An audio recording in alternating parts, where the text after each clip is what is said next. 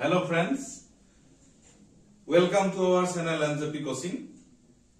আপোনালোকৰ যিসকলে আমাৰ চেনেলত প্ৰথমবাৰৰ বাবে ভিডিও চাইছে চেনেলটো সাবস্ক্ৰাইব কৰি ল'ব যাতে আপোনালোকে সকলো ধৰণৰ ভিডিও চাব পাৰে। সো আপোনালোকে ইতিমধ্যে গম পাইছে যে oil recruitment 2023 grade 3 grade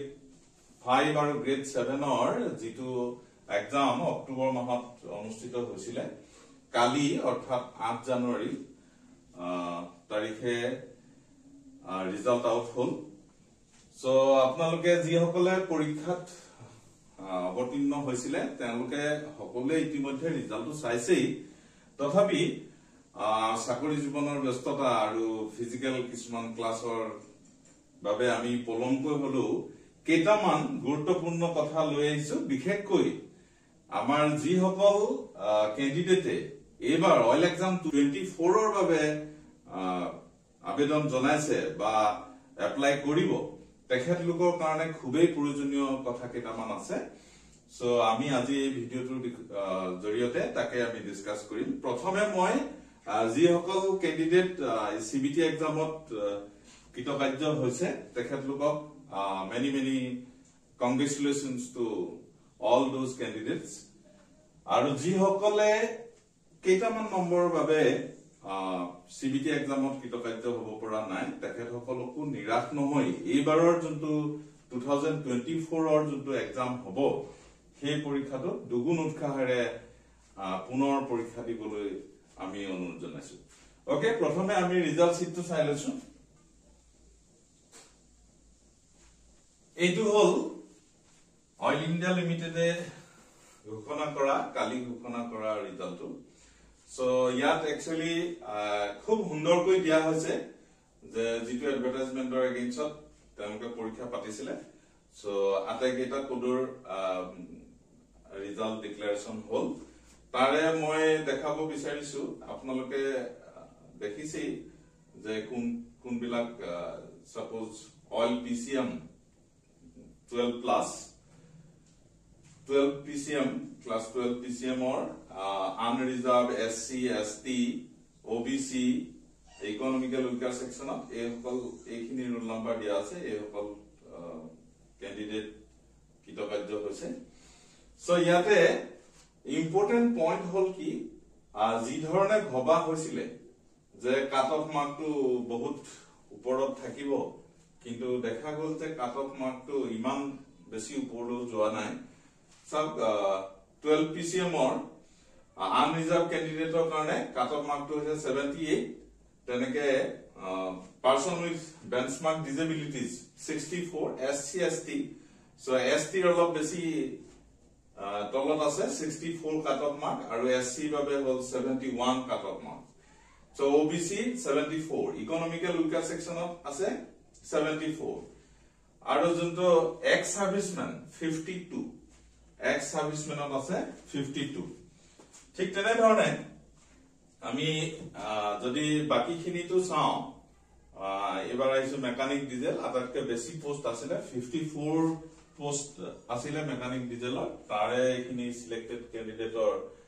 CBT যিখিনি সিলেক্টেড হৈছে এখিনি ক্যান্ডিডেটৰ ইয়াত ৰোল নাম্বাৰস দিয়া আছে। আৰু ইয়াত যদি আমি কাট অফ খিনি চাও তেতিয়া হলে দেখিম cut off marks to unreserved কাৰণে 82 আৰু যোনটো persons with benchmark disabilities 55 cut off mark একেবাৰে যথেষ্ট কম বুলি ক'ব পাৰি। ঠিক তেনেকে SC ST প্ৰায় সমানে 78 77,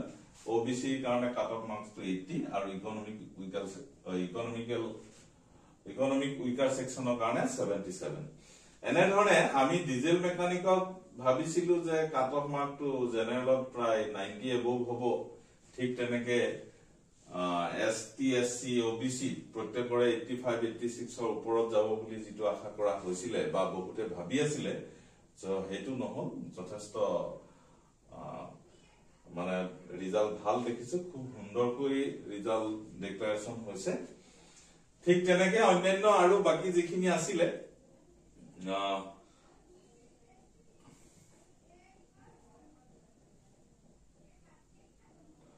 ফিটাৰৰ কাৰণে এইখিনি পোষ্ট এইখিনি ফিটাৰৰ সিলেক্টেড ক্যান্ডিডেটৰ ৰোল নাম্বাৰস ইয়াতো কাট অফ মাৰ্ক যদি চোৱা যায় ফিটাৰৰ পোষ্ট কম আছিল 77 for unreserved and disabilities 42 SC ST 61 69 OBC 73 and OBC persons with benchmark disabilities 61 and ইয়াত দুটা আছিলে persons with benchmark disabilities CAA তো 61 দুটাটা একই হৈছে আৰু ইকোনমিক উইকাৰ সেকশনত 71 সো এটো হল বয়লাৰ ট্ৰেডৰ সেকেন্ড ক্লাস বয়লাৰ ইয়াতো ঠিক যদি কাট অফ মাৰ্ক চোৱা যায় 51 and 50 যথেষ্ট কম ঠিক তেনেকে ওয়েল্ডাৰৰ আছিলে ওয়েল্ডাৰৰ কাট অফ মাৰ্কটো আনৰিজাৰ্ভৰ কাৰণে 83 আৰু unreserved persons with benchmark disabilities that 61 হৈছে আৰু OBC 83 সো এনে ধৰণে যদি চোৱা যায় আমি নতুনকৈ যি সকল ক্যান্ডিডেটে অইল এক্সাম 2024 ৰ বাবে এপ্লাই কৰিছে নাইবা 30 জানুৱাৰীৰ ভিতৰত এপ্লাই কৰিব তেখেতলোকৰ বাবে এটি খুব সুন্দৰ খবৰ যে কেনে ধৰণে অইল এক্সামৰ ৰিজাল্টটো ওলাইছে আপোনালোকে মন কৰিব যদি আপোনালোকে যোৱাবাৰ পৰীক্ষাত অৱতীৰ্ণ হৈছিলে তেনেহলে নিশ্চয় গম পাইছে যে কেনে ধৰণৰ কোৱেশ্চন অল এক্সামত আহে আমি এখিনিতে আৰু এটা ইম্পৰ্টেন্ট কথা ক'ব বিচাৰিছো যে যোৱা বছৰ আমি অইল এক্সাম 2023 বাবে কিছুমান ভিডিও ক্লাস আগবঢ়াইছিলো আৰু পেইড পিডিএফ কিছুমানো দিয়া হৈছিলে সো এটা খুব ভাল খবৰ হল আজি ৰাতিপুৱাই গম পালো যে আমাৰ অইল পিচিএম মোৰ এজন ক্যান্ডিডেটে ফোন কৰিছে যে তেখেত সিবিটি এক্সামটো উত্তীৰ্ণ হৈছে ঠিক তেনেকে আৰু এটা কল পালো